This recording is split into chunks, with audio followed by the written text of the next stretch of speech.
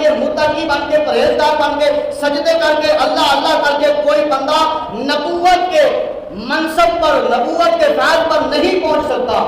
نبوت کا منصب فائز جو ہے وہ اللہ تبارک و تعالیٰ نے مالک ارواح میں بنا دیا تھا۔ قرآن پاک میں موجود ہے، فرمایا وَإِذْ أَخَذَ اللَّهُ مِيثَاقَ النَّبِيِّينَ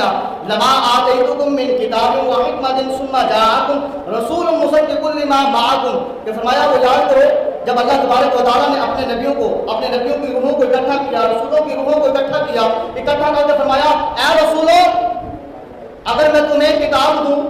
نبوت دوں، اور تم دنیا میں موجود ہو، تمہاری نبوت اور رسالت کے وقت ثم جاءکم رسول مصدق لما معکم، تمہاری موجودگی میں، تمہاری رسالت پر، تمہاری نبوت پر، تمہارے پاس کتاب بھی موجود ہو، تورات ہو یا زبور ہو یا انجیل ہو، تمہاری موجودگی میں ثم جاءکم رسول، وہ رسول آ جائے مصدق لما